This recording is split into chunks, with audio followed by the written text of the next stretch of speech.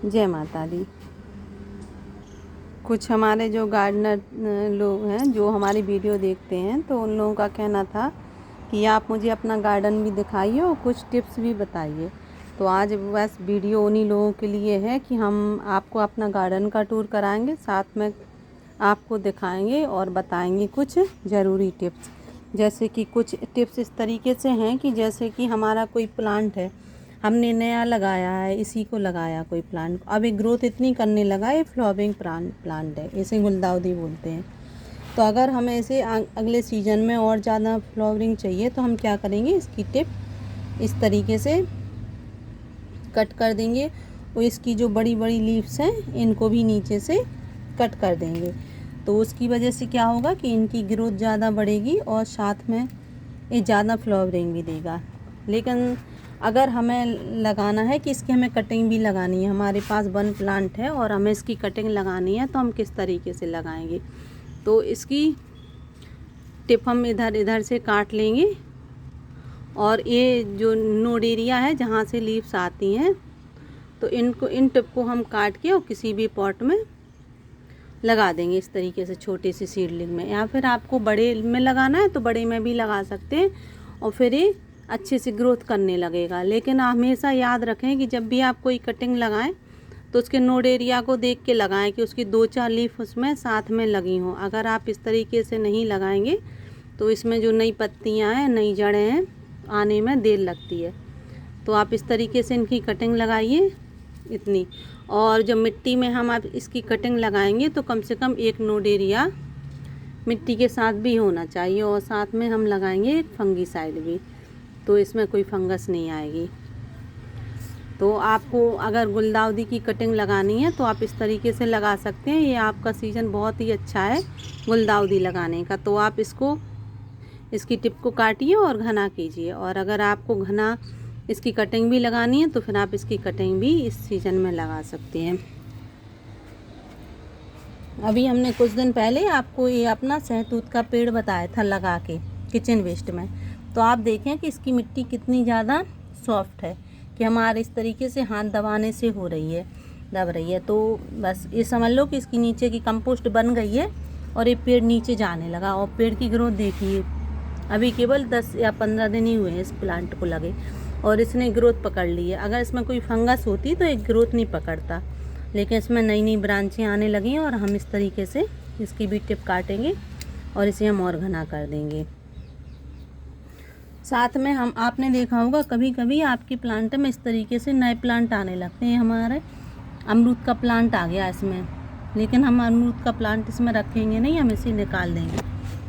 क्योंकि क्या होता है कि अमरूद के प्लांट को हम ग्राफ्टेड से लगाएंगे तो ये फल देगा, लेकिन अगर हम किसी भी प्लांट को अगर बिना ग्राफ्टिंग के लगाएंगे तो फ्रूटिंग नहीं देते हैं। वो हरे तो रहेंगे, हमारे गार्डन में रहेंगे, सालों साल रहेंगे, पर वो हमें फ्रूटिंग नहीं देंगे। तो फ्रूटिंग अगर नहीं दे रहे हैं फ्रूट प्लांट तो कोई मतलब नहीं रहता। अगर आप शो के लिए लगा रहे हैं तो आप लगा सकते हैं, लेकिन अगर आप फ्रूटिंग के लिए चाह रहे हैं तो फिर आपको ग्राफ्टेड प्लांट लगाना पड़ेगा। और ग्राफ्टेड प्लांट किस तरीके से होता है, इस तरीके से।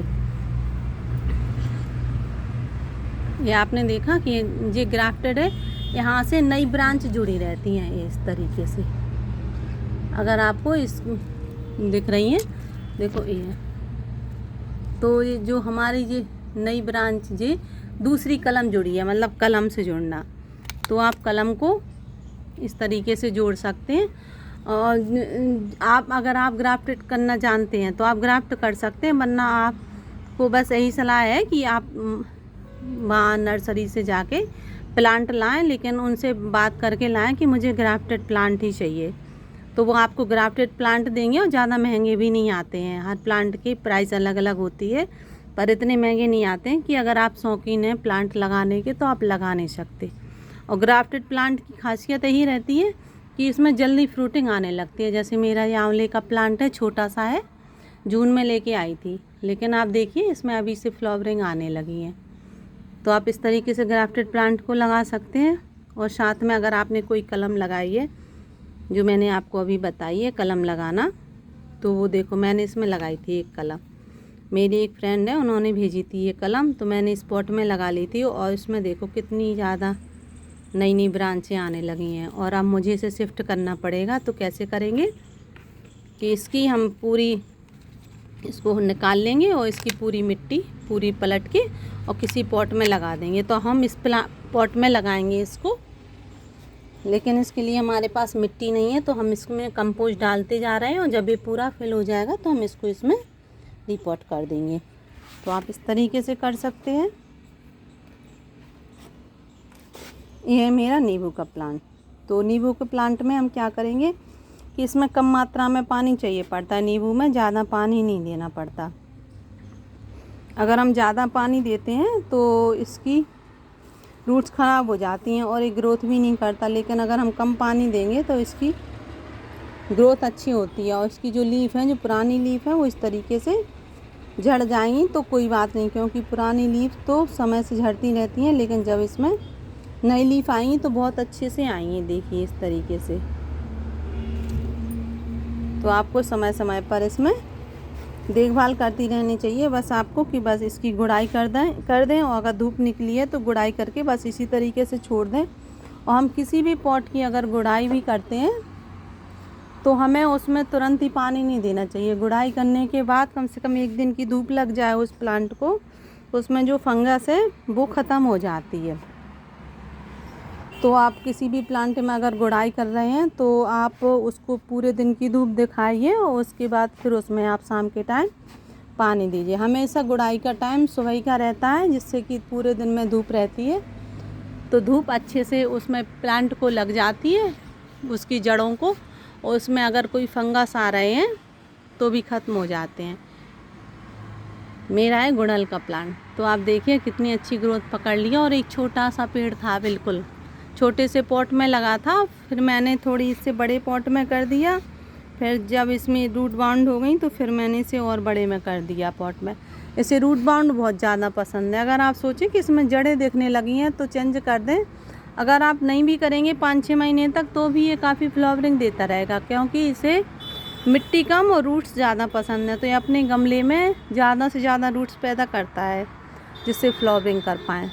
तो इसकी ज़रूरी टिप्स यही है कि अगर इसमें फ्लावरिंग बंद हो गई है तो आप इस तरीके से इसकी कटिंग कर दीजिए और इसमें जो नई नई ब्रांचें आई हैं उसमें ज़्यादा फ्लावरिंग होगी।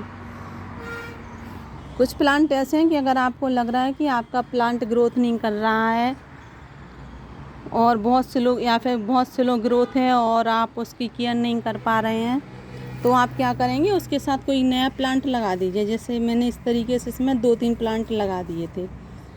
तो क्या हुआ, मेरा एक गुड़हल का प्लांट है हाइब्रिड वाला, तो ये बिल्कुल सूख गया था।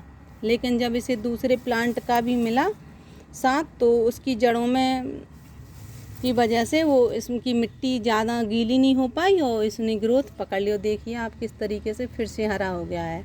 और इस सर्दियों में इसमें काफ़ी फ्लावरिंग भी शायद देखने के लिए मिलेंगी। तो इस तरीके से आप कर सकते हैं। अगर आपके प्लांट कोई छोटा ऐसा है कि जो ग्रोथ नहीं कर रहा है, सूखने जैसा लग रहा है, तो आप उसकी गुड़ाई कर दीजिए या फिर उसके साथ कोई एक छोटा सा प्लांट और लगा दीजिए।